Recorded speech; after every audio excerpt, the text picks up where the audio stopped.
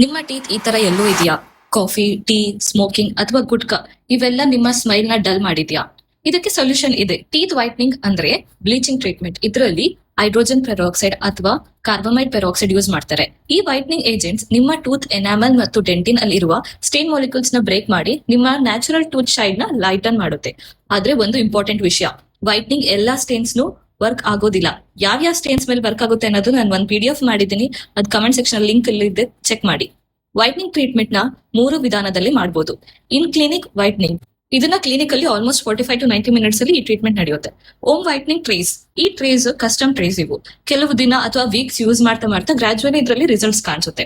Next ಬಂದ್ಬಿಟ್ಟು OTC whitening strips, ಜೆಲ್ಸ್, tooth paste medical store ಅಲ್ಲಿ ಸಿಗುತ್ತೆ. ಕನ್ವೀನಿಯಂಟ್ ಒಪಿನಿಯನ್, ಆದ್ರೆ ಪ್ರೊಫೆಷನಲ್ ವೈಟ್ನಿಂಗ್ ಲೆವೆಲ್ ರಿಸಲ್ಟ್ ನ ಎಕ್ಸ್ಪೆಕ್ಟ್ ಮಾಡಕ್ಕಾಗಲ್ಲ. ನಿಮ್ಮ ಸ್ಟೇನ್ ಟೈಪ್, ಟೀತ್ ಸೆನ್ಸಿಟಿವಿಟಿ ಮತ್ತು ಬಜೆಟ್ ನೋಡಿ ಡಾಕ್ಟರ್ ಒಳ್ಳೇದನ್ನ ರೆಕಮೆಂಡ್ ಮಾಡ್ತಾರೆ.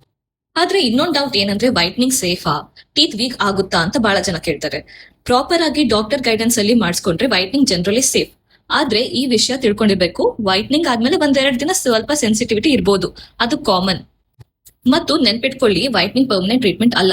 ನಿಮ್ಮ ಲೈಫ್ ಸ್ಟೈಲ್, ಹ್ಯಾಬಿಟ್ಸ್ ಮೇಲೆ ಡಿಪೆಂಡ್ ಆಗಿ ರಿಸಲ್ಟ್ಸ್ 6 ಮಂತ್ಸ್ ಇಂದ 2 ಇಯರ್ಸ್ ವರೆಗೂ ಲಾಸ್ಟ್ ಆಗಬಹುದು. ರೆಗ್ಯುಲರ್ ಡೆಂಟಲ್ ಕ್ಲೀನಿಂಗ್ ಮತ್ತು ಟಚ್ ಅಪ್ ಟ್ರೀಟ್ಮೆಂಟ್ಸ್ ಇಂದ ನಿಮ್ಮ ಬ್ರೈಟ್ ಸ್ಮೈಲ್ ನ ಮೇಂಟೈನ್ ಮಾಡಬಹುದು.